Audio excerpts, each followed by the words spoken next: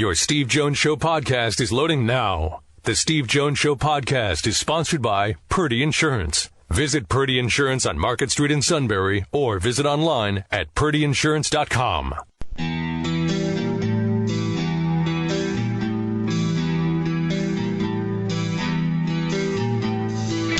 Sports talk where your voice counts. This is the Steve Jones Show on News Radio 1070 WKOK. Now from the Sunbury Motors Studio, here's Steve Jones.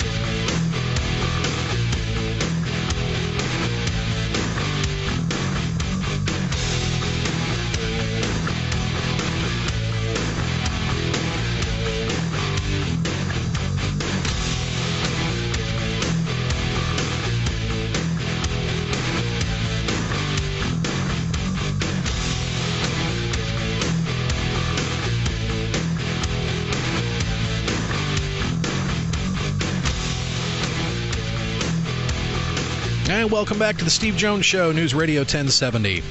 WKOK, Sean here, and Steve on his way into the Sunbury Motors Studio as we speak. Sunbury Motors, Ford, Lincoln, Hyundai in the North 4th Street Auto Plaza, Sunbury, and Sunbury Motors Kia on the Strip, routes 11 and 15 in Hummels Wharf. And since we were not with you yesterday, on Monday, we'll mention our Monday sponsor, our great friends at Purdy Insurance on Market Street in Sunbury. Going to make sure you have the right policy for your needs and for your budget. And then when that time happens where you need that someone to go to bat for you, well, the people at Purdy, they'll act like it happened to themselves and not to you. And you want people like that in your corner. So check your policies. If it's time for an upgrade, get what you have to get at a price you can afford. Purdy Insurance on Market Street in Sunbury. Go to purdyinsurance.com.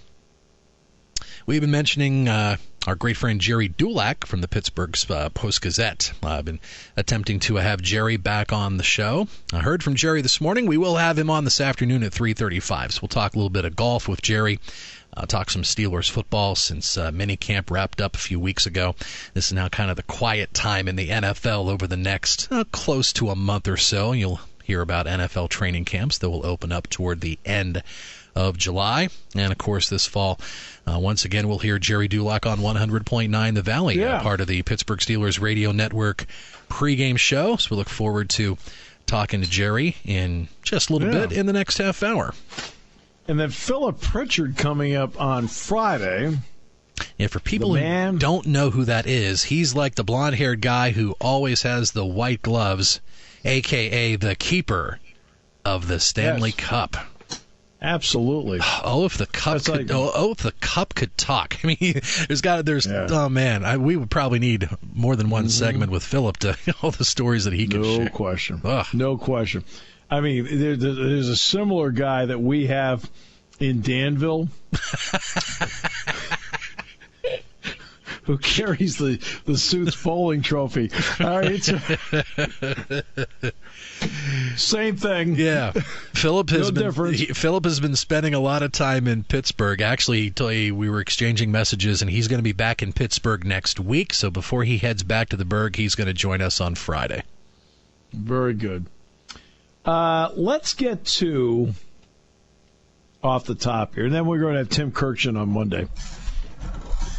You hate that Tim Kirkshin be the throwaway line there. That's not right. By the way, Tim Kirkshin is a gigantic deal. I mean, getting Tim is a gigantic deal. I love talking to him. He's one of the smartest guys out there, so I'm thrilled he's going to do it. But the Pritchard thing I just thought was so cool. I was like, wow, that's really cool. I mean, it's like, it's just it's a kind of fun thing to do on a June 30th. Okay? There are a couple big stories that have come up today. Big stories. Supreme Court agrees to rule on sports betting. David Purdom, ESPN staff writer, writes, the U.S. Supreme Court announced today that it will hear New Jersey's appeal to offer legal sports betting, which they consider to be, and based on how it's gone in the courts, a surprising twist in the 5-year battle. Remember, Chris Christie originally signed this bill in New Jersey. He has signed it twice, I believe, 12 and 14. Yep. they would be allowed to offer legal sports betting at casinos and racetracks and potentially jumpstart a state-by-state expansion across the nation. And the NCAA, the NFL, NBA, NHL, and Major League Baseball have all been fighting this. The leagues have twice sued New Jersey Governor Chris Christie over this. New Jersey has lost literally every step of the way here. Every step of the way. Until today. And then today, they're going to get a hearing. Solicitor General Jeffrey Wall submitted an opinion advising the Supreme Court to pass on the case. The court normally follows the Department of Justice recommendations and didn't. Supreme Court will now take a close look at the Professional and Amateur Sports Protection Act of 1992, the federal prohibition on state-sponsored sports betting. 4 states are allowed to have it. Montana and Oregon, neither of which participates, Nevada and Delaware. New Jersey could have, but they passed on it. The Supreme Court's expected to hear the case in the fall. In 2016, more than $4.5 billion was bet at Nevada sportsbooks. More states have expressed an interest in getting into the sports betting game, and they're going to watch this case very closely. Now, why would they do that? First of all, let's be honest about how government works. Let's be very honest about it. Let's be very blunt about it. All right? 2 states have liberal marijuana laws, Colorado and Washington State. Fair statement, Sean? Those 2? Mm-hmm. Yeah. Now, why do you think they have it? Because they believe in civil liberty? Oh, no. They do everything for one reason and one reason only, for the money. Right? Those crops, sales, are taxed in those states. They're doing it for the tax revenue. Not because they're so open-minded. They're doing it for the tax revenue. That's exactly why they would do this, sports betting. Okay, if the state controls it, who gets the control of the revenue out of it? There's not some high-minded purpose here. Well, we just think people should be allowed to do what they want to do. Okay, while it's on the surface, they're doing it for the cash. Government is very good at coming up with ways to find more ways to get money, which they then in turn dramatically overspend on various things. I mean, that's the bottom line on it. This is all about we need more cash. Now, Frank Pallone is a representative. He says the citizens of New Jersey overwhelmingly support legalized sports betting and acted in a referendum to show that support, which is true. Both Congress and the Supreme Court should respect these actions rather than continuing to allow criminal and offshore entities to reap the benefits of illegal gambling. There's now an opportunity for the Supreme Court to allow the democratic process in New Jersey to appropriately regulate sports gaming.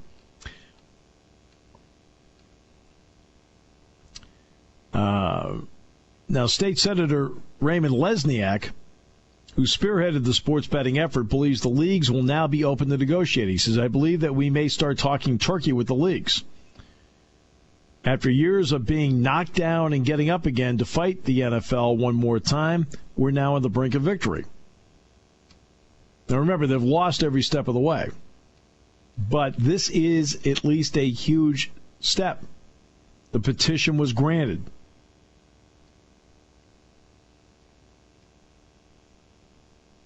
I think the bottom line is New Jersey is looking to somehow fill a revenue gap. That's what this is all about. Don't be confused by anything else. In the end, it may be something that you want to participate in and you want to do. That's perfectly fine. There's nothing wrong with that. As long as it's legal, that's perfectly fine. All right? But There is a bottom line to this. And the bottom line is New Jersey is doing this for the cash. Just like Colorado and Washington State when it came to the marijuana laws. Why do you think they're doing it? They want the cash. I mean, in the end, that's all they know how to do. All right? That's all they know how to do. And that's what this is about. Now, how does it affect you? That's the bottom line. How does it affect you? Well, could give you the opportunity to go to New Jersey to sportsbook should they win. And it's not that far of a trip for you to be involved in to do it. It's your money. If that's what you want to do with it, perfectly fine. I always have a saying, there's a reason why the house wins. But that's just me.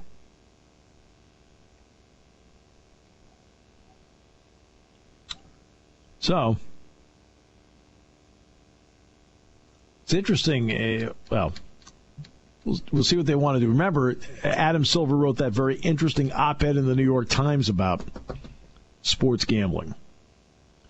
His op-ed piece called for a federal framework to legalize sports betting. He said the NBA remained a plaintiff in the New Jersey case because it believes a federal framework is far more prudent than a state-by-state approach. Major League Baseball began to align itself with the NBA's position. The NFL and the NCAA remain publicly opposed to expanding legal sports gambling in the U.S.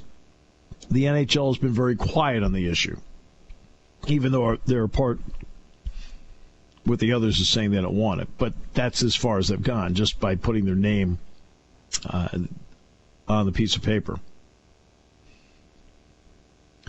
Now, remember, too, we've talked about how often we talked about fantasy sports on this show. A lot. Not a little, a lot. There's a reason why I've done that, about FanDuel and DraftKings. I've talked a lot about it because, to me, that is the window of opportunity to open the door to sports betting. Personally, I would never gamble a dime. It's just not me. I've just never been like that. I mean, I've done basketball where I've stayed at a casino, and guess how much money I bet at the casino? Zero. It's just the way I am. It's just some people are just, I have no interest in it. All right. But that doesn't mean I don't think you might be interested in it. And if that's what you wish to do, and if you'd like, if a Steelers Bengals game becomes a little more exciting because you have a few dollars riding on it, okay, so be it. That's your money. I'm not going to tell you how to spend your money, unless you would like to send it to the Human Fund, care of Sean Carey. All right, try to help you out there. But I've talked about DraftKings and FanDuel a lot because, let's face it, it doesn't take a genius to figure out that it's still some sort of wager. And you have a lot of sports leagues have partnered, have been involved with, and made investments in FanDuel and DraftKings. Sports leagues are also increasingly partnering with data dissemination firms for gambling purposes overseas and line monitoring integrity deals. Right? They're doing all this. It's not like it's not already happening. And that's the point New Jersey's making. Instead of having the money go offshore, let the money stay here, which in turn would benefit the New Jersey budget.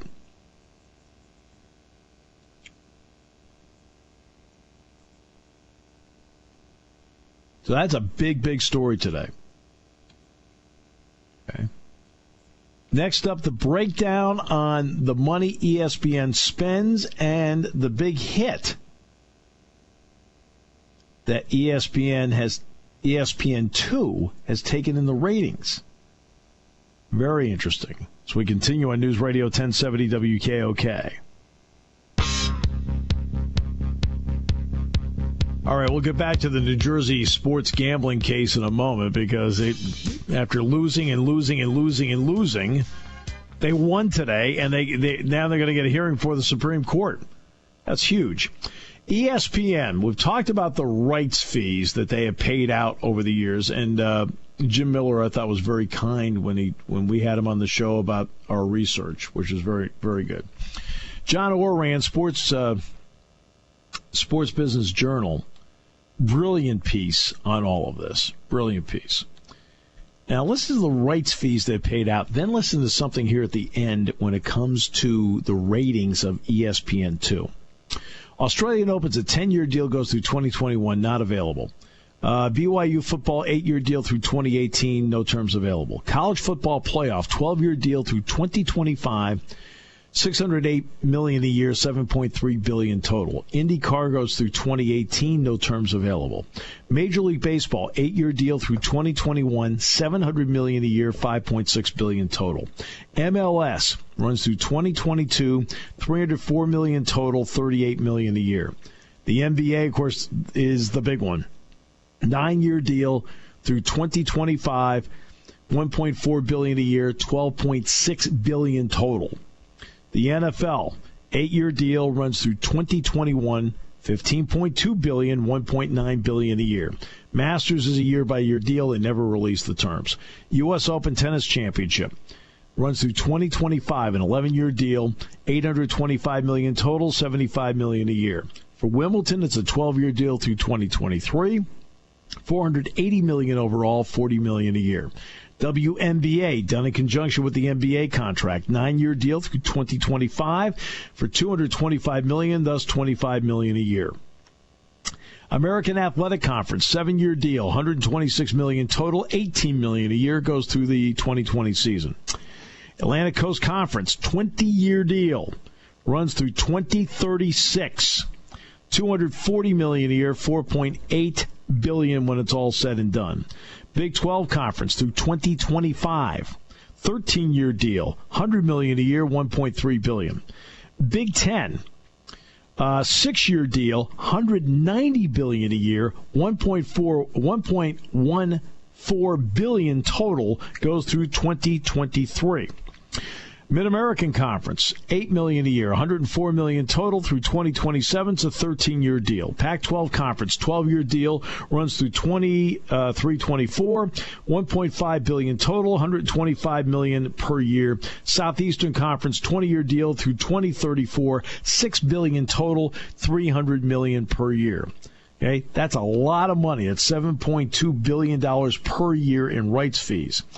Now, you notice what they've done programming-wise. You notice they've moved a couple of shows from ESPN2 to Big ESPN, which they kind of felt they had to do because they were trying to get people to watch. Well, it's really affected ESPN2. Listen to this. ESPN2 was number one in prime time when compared to Fox Sports 1 and NBC Sports Net. They were number one in prime time and total day viewing. Guess what? In prime time, ESPN2 has now fallen to third. Fox Sports 1, number one.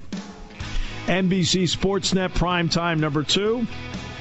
ESPN2 is now number three.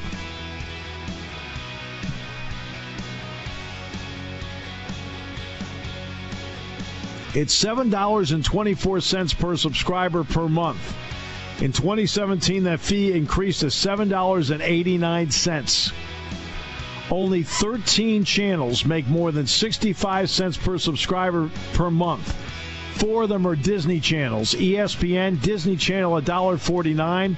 ESPN2 is 98 cents, and the SEC Network is 72 cents. Those are the top 4. So ESPN is $7.89. The second most expensive channel in your cable is Disney at $1.49.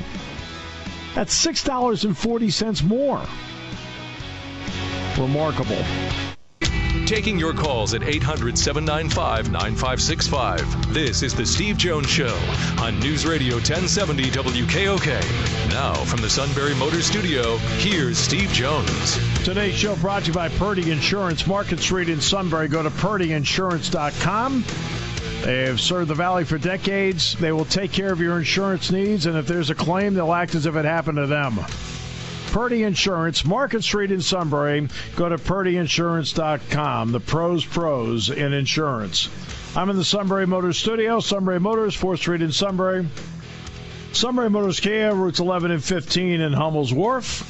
And speaking of a guy that falls into the definition of a true pro's pro, that is our old friend Gerry Dulac from Pittsburgh and the Post-Gazette. Gerry, welcome back. Great to have you with us.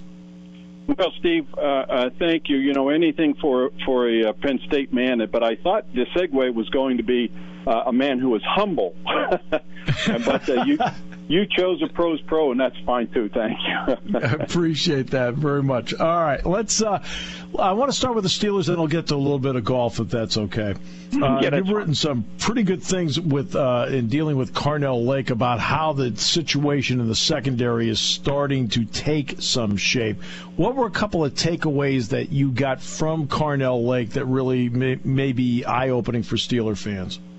Well, I think the first thing before we get to Carnell Lake is that I think people forget how improved the secondary was last year. It just gets clouded by what happened in New England at the end of the year. And so then the secondary was open for criticism. I think the other part of that is the lack of pressure. And so that, to me, that is a bigger culprit than the play in the secondary. So, but there's no question. I think the biggest objective in the offseason, and this is what they learned in New England, is that they have to be able to play man coverage better and more frequently than they do. And when they went to it in New England, people think they didn't, despite what announcers were saying. They did, and whenever they did, Tom Brady just picked them apart. And then it became, pick your poison. How do you want to get picked apart, with man coverage or zone coverage? But every time they went to man, it just blew up in their face. So they just went and stuck with zone and tried to make it work, and it just didn't. So that's their objective in the offseason, to find players, to draft players who can play man coverage. That's what they did with both of the corners they took in the draft. If they were going to draft a safety, it would have been the same prerequisite. Guys who can play man coverage. That's the biggest focus defensively during the offseason. That and improving pressure. The Steelers believe that you can have Darrelle Revis and Richard Sherman back there, but if you can't get pressure on the quarterback, the elite quarterbacks are going to pick you apart. It doesn't matter who's back there if you don't get pressure. And they just don't apply consistent pressure. Oh, they have a nice amount of sacks, but they don't have that guy or guys off the edge who are going to strike fear in the other team's tackle and or quarterback. And I think that, to me, is the biggest missing piece in that defense. Now, that's why they drafted T.J. Watt, and they're certainly hoping that maybe not immediately, maybe there's a little grooming period here, but eventually, maybe by midseason, late in the season, he can be that guy, and then heading into 2018, who can be that disruptive player off the edge.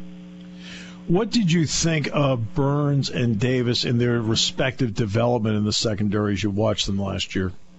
Well, I think what you can see, one, you could tell Sean Davis is a football player. And the thing that you saw with Artie Burns is he has a very good skill set. So you had two young kids who, they didn't get their promotion by way of injuries to the starting lineup. They earned them by their play. And and you saw them develop, and I think going forward, that's a big plus for that defense. That Carnell Lake unsolicited singled out Artie Burns, speaking of man coverage, for being excited about what they see from him so far, transitioning to, again, more man coverage. It's not going to be predominant. They just want to use it more than they have so they can become diverse. And so I think they're excited about both those players heading into year two. And you could just see instinctively and everything else, Sean Davis is a football player, and he's very good. And I think that's why they're kind of eager to head into this year, but they're still, this is where they were hoping Senquez Golson would fit in. Now it's, I think Cam Sutton can surprise people, their third-round pick, and they're hoping he can be their nickel back, and then eventually, transition to that other outside corner spot. So, but with those two players, those two guys from last year's draft, you got a nice head start on, taking a big step to improving that secondary. Golson's never played it down. I found it interesting as to what they were saying about what role he could potentially play. That has to be frustrating when you spend a second rounder on and the guy doesn't play it down in 2 years.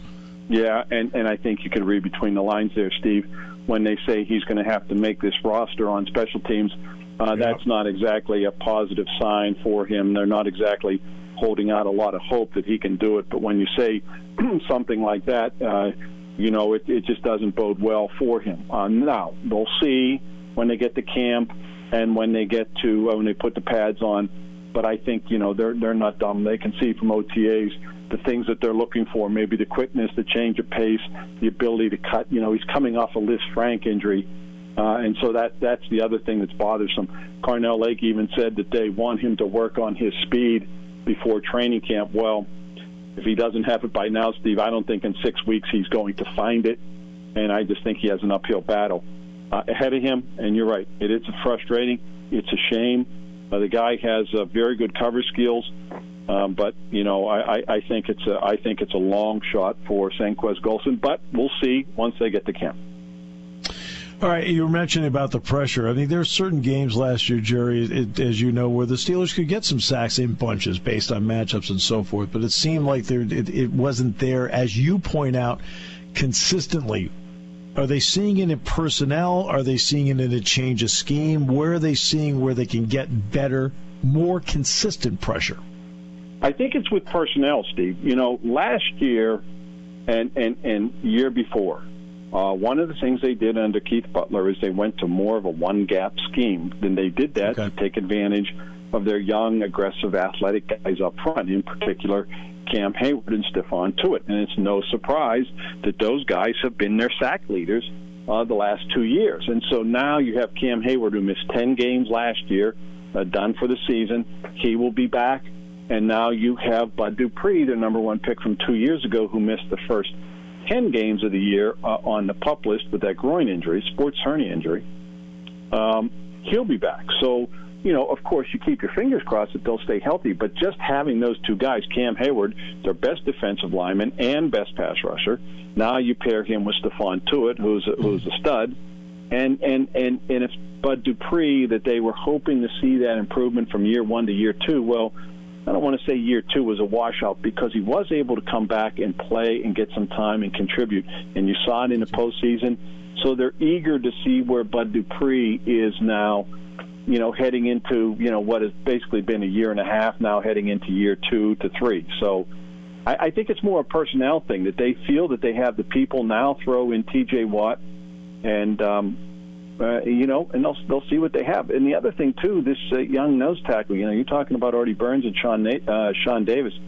Javon Hargrave, their third-round pick last year, by the end of the year. This is a squat guy, Steve, who has a very quick first step and can be disruptive and be a bit of a pass rusher in the middle. So I think from a personnel standpoint, they believe that they have the people. They don't have a Von Miller. We'll see what happens with T.J. Watt. I'm not saying he's going to be Von Miller. But they feel they have people up front with their front three guys and Bud Dupree and T.J. Watt going forward that can be guys who, somewhat consistently get pressure on the pocket and disrupt the passing game. How do you see the Le'Veon Bell situation playing out? Well, the ideal thing would be, obviously, for them to sign him to a long-term contract. One, right, because you have him under contract, and two, it'll actually be less of a salary cap hit for him this year than it would be with the franchise tag. It's hard for me to predict because I don't know where Le'Veon Bell's mind is, and by that I mean I'm not sure what he wants to do. And of course, you can interpret that the other way too. Right. Ideally, they would like to sign him. One thing, when people ask they never. One of the things the Steelers do, Steve, is they make sure that they retain their core guys. They make sure they keep the guys who are the best at their position on the team. Now you're talking about a guy just like Antonio Brown, who is probably the best at his position in the NFL. They're not going to let him walk away. And so, the question then would become, how much money does Le'Veon Bell want, and how committed is he to, respecting the Steelers enough to, want to sign with them, take their money, as opposed to seeing if he can get, however many more million per year from another team. But the Steelers can always franchise him again. They don't want him to walk away. They're not going to let him walk away. So, a lot of it's going to be up to Bell. But from a Steelers standpoint, they don't want him to leave.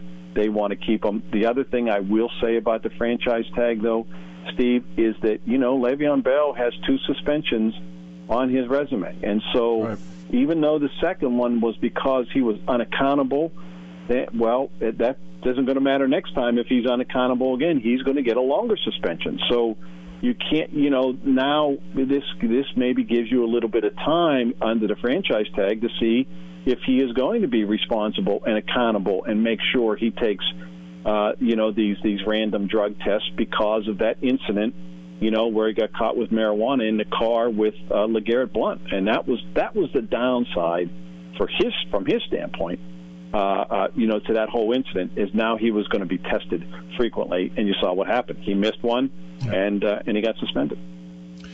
Gerry, I have to just take a quick turn to golf here because it's a favorite topic of both yours and mine.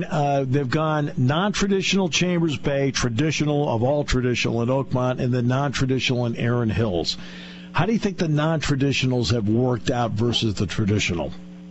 Yeah, I'm not a big fan of the non-traditional, Steve. The good news to me is that they go to a Shinnecock and Wingfoot 2 of the next 3 years, and the other one is Pebble Beach, even though that's a public / resort style course, but it has a lot of history. I'm not a big fan, and I discovered this in 2002 when I went to Bethpage Black for that U.S. Open, and while the golf course is good and it's hard, to me, the concept was, you want to take the U.S. Open to the, quote, public, to the people, and the atmosphere there, it's in a state park, Bethpage Black. So when you drive in and when you're around the property before you get to the golf course, I always like to say, Steve, it's like you're at a pig roast. I mean, it's a different atmosphere. There's no charm, there's no history, there's no nostalgia. And to me, that, of course, is the beauty of the Masters. That is the charm and the mystique and the historical significance of the British Open. It's going back to the places where history was created. So, to me, if it were up to me, if I were king, or president of the USGA and had the clout, I would develop a 5-course rotation like the British Open. I know they use 7, but to me, it would be Oakmont, Marion, Olympic Club, Wingfoot, and Shinnecock. Now, you can throw in maybe Pebble, maybe Pinehurst, something else if somebody wants to debate the point, Oak Hill. But to me, because of the history with those 5 golf courses, that's what I like. That's what I prefer for U.S. Open. As golf courses, I'd love to play Chambers Bay. I haven't. I'd love to play Erin Hills. It looked fantastic on television. It was I thought it just showed itself tremendously on TV. But 16 under par. To me, that was a PGA Championship golf course. That was better suited for a PGA, not a U.S. Open. A U.S. Open to me, Steve, is about not making mistakes, where you try to minimize your mistakes. Well, at Erin Hills, if you made a mistake, you just thought, oh, well, I'll go make birdie or even eagle in some instances, as we saw. And that's just not a U.S. Open to me. So that was my complaint about it. The golf course itself, I think, like I said, it just looks fantastic. I just don't think it should be a U.S. Open venue. See, I completely agree with that answer all the way through. I think this is golf's national championship. So what is the separator? Well, the separator is the fairways have to be narrower. The rough has to be a bit tougher. You have to be really precise on how many you take, 280, 282 shots, whatever. You have to be precise on all of them. To me, that's what separates that tournament from other tournaments. That's just my opinion as someone who's either covered it or watched it. Well, I agree with you, Steve, and I think the other problem here going forward is we saw Aaron Hills play almost 7,700 yards. Now, it can be stretched to its max at 8,300 yards, but I'm telling you, it will not be too far down the road where we start seeing the 8,000-yard course. And the problem there is it doesn't matter how long the golf course is. At 7,700 yards, not one person in that field complained how long it was. You had 5 par 4s over 500 yards. You had 2 par 5s that were well over 600 yards, and length wasn't even an issue. Rocco Mediate said to me years ago, if you build a hole from here to Chicago, they'll find a way to birdie it. The longer you build it, the farther they'll hit it, and that's just what's going to happen. So, you take courses like, Marion and create some angles, and you put the rough up. It doesn't have to be about length. It needs to be about shot making. And, I just don't think this U.S. Open, and with all due respect to Brooks Koepka, who deserved everything he got, the Open is about trying to identify the best player. And in this case, it was. I'm not saying that didn't happen, but the venue itself didn't lend itself to identifying the best player. Absolute pleasure. Thanks so much, Gerry. It's great to hear from you again.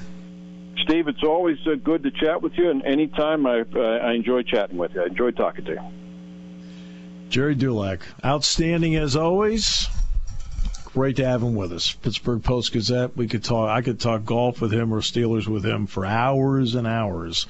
But we have rules here, and part of the rules are we have to go to a commercial break. So we'll come back. We can't do the hours and hours thing. So we'll come back with more in a moment on News Radio 1070 WKOK, brought to you by Purdy Insurance. Imagine getting behind the wheel and looking forward to your journey ahead. If when you turned your car on, it did the same for you. Sunbury Motors Lincoln in the North 4th Street Auto Plaza in Sunbury has the full 2017 Lincoln lineup ready to invigorate your driving experience with affordable American luxury. Well-qualified buyers can take advantage of $4,000 cash back and 0% for 72 months on the luxurious 2017 Lincoln Navigator, or lease a new 2017 Lincoln MKX all-wheel drive for $363 per month for 36 months. Sunbury Motors Lincoln is your destination for affordable American luxury. Located in Sunbury in the North 4th Street Auto Plaza and online at sunburylincoln.com. Financing with Lincoln AFS with approved credit. Lease based on stock number LB738, 10,000 miles per year and $3,900 total due at signing. Zero security deposit, tax and fees extra. Offer ends 7/5/17. You just don't think about insurance. You buy a home, you take out a policy, and you forget about it until something happens and you need it. Then you think about insurance a lot. My agent recommended insurance from Selective. Insurance for our home and property, jewelry, even the food in our refrigerator. Selective thinks about everything, so I don't have to. Selective. Response is everything. Get to know us at Selective.com. Get to know your local Selective agent, Purdy Insurance on Market Street in Sunbury, or at PurdyInsurance.com. Find out what Purdy Insurance can do for you.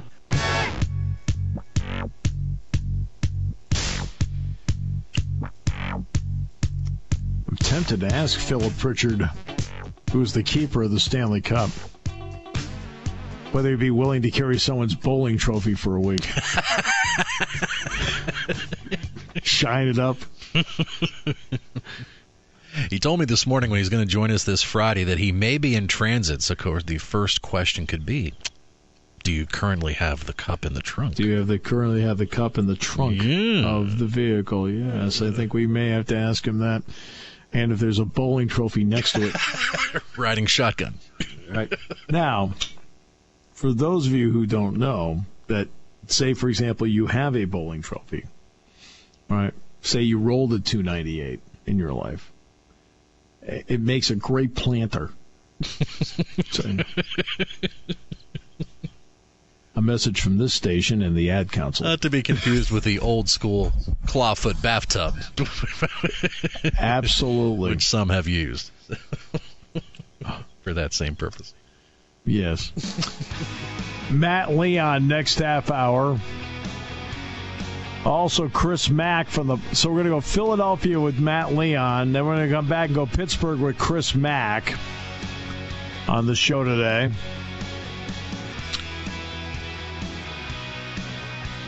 Let's keep things moving. Really, it makes a great planter. Some Miracle Grow, some potting soil. Probably has handles on each side so you can lift it up and move it someplace, like when company comes over. What a great planter. That's my bowling trophy. Oh, is that the one where you missed 2 pins in the last frame? Yes, it is. But because of that, adds a great splash of color to the room. As you see, notice that when I was running down the contracts, the Indy contract runs out at the end of next year. What will the suit do? Your station for news, weather, business, and CBS Sports Radio. News Radio 1070 WKOK Sunbury and on WKOK.com.